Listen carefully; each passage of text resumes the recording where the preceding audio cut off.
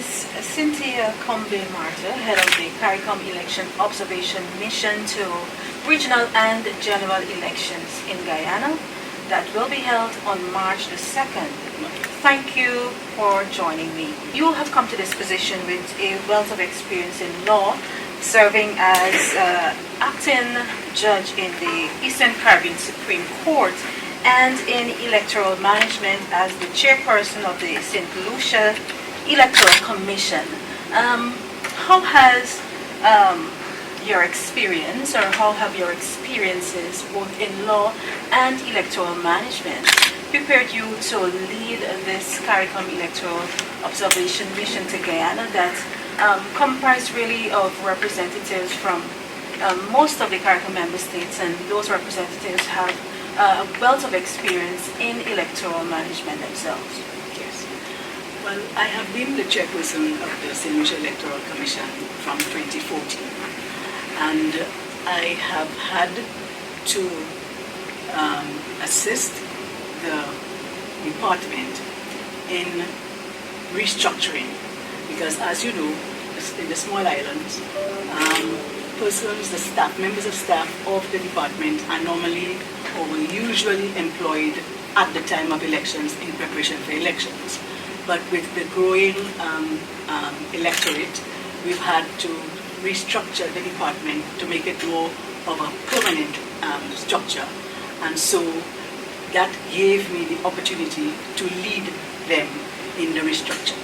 And we just, in the past maybe a month or two, managed to complete that structure, and we finally was able to employ the services of an HR officer. My years and experience, which is at least 30 years of legal training and legal practice, I have had the opportunity of dealing with all sectors in the community, and I have been able to establish a reputation of being fair and being able to judge things correctly.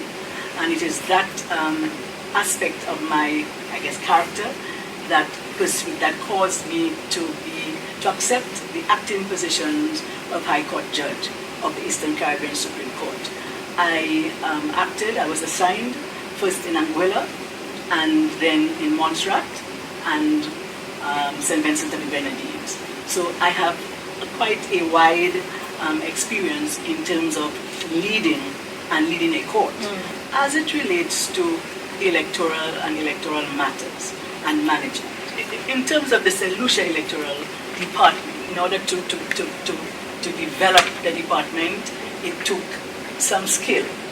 And I realized that I actually had that expertise because I was able to persuade them to work with me, and eventually that I am proud to say that the department is a real established department with structure in place. And so I believe that if it is because of my tenacity and my perseverance, the department is where it is today. Now, as it relates to heading the mission, I felt I was ready, and that I believe that I could actually lead the team and for us to have a successful mission. And the members comprise, of course, nationals of CARICOM. The St. Lucia has a representative apart from myself. There is Mr. Jabatis. Okay. He is the Chief Elections Officer.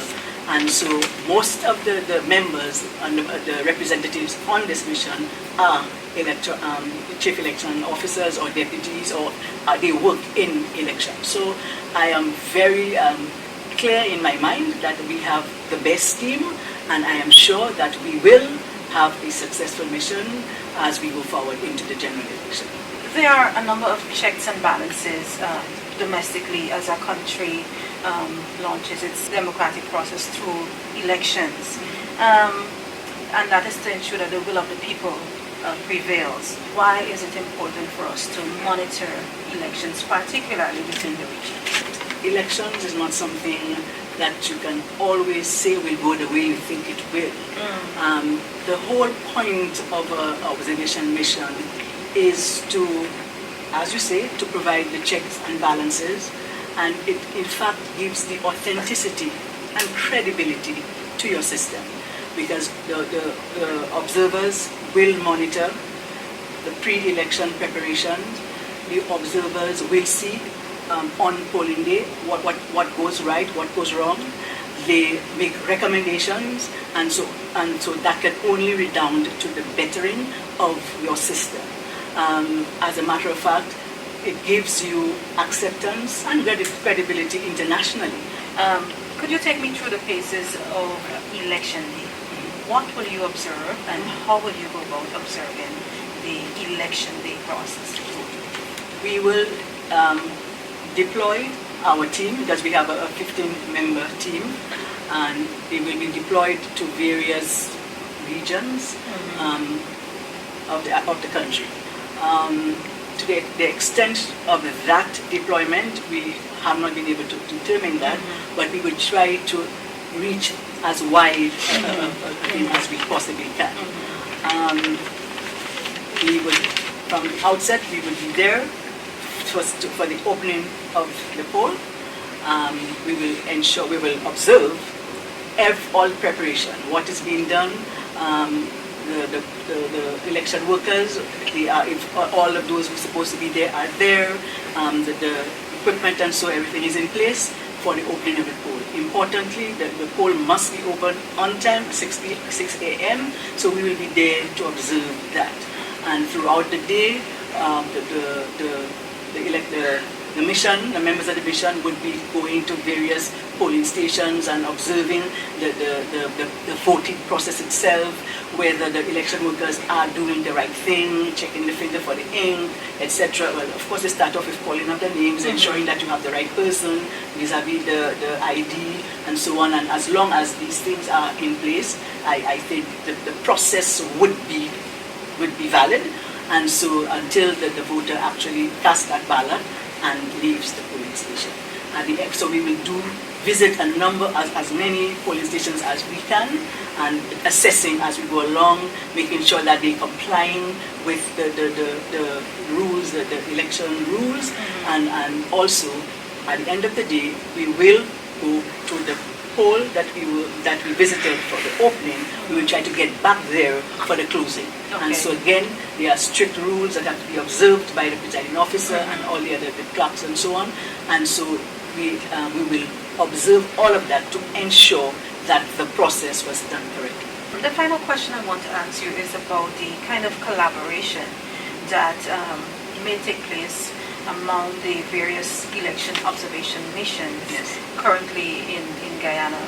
You may be aware that there are a number of regional and international election observation missions.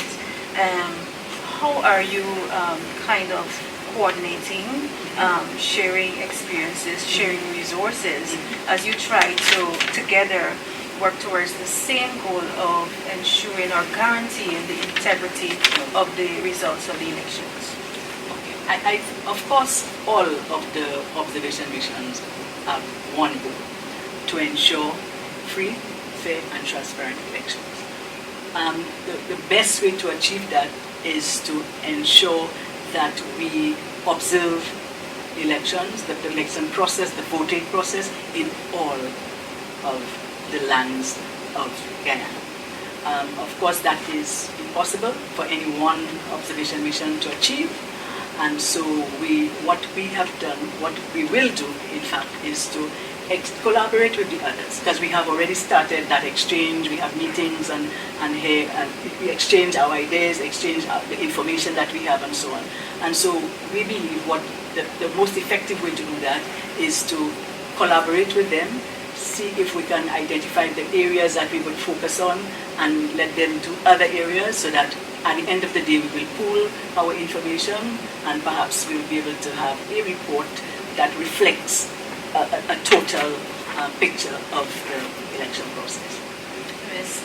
Martyr, thank you very much, and all the best in your endeavors. Thank you. On Monday and the days following. Thank you very much. You're welcome.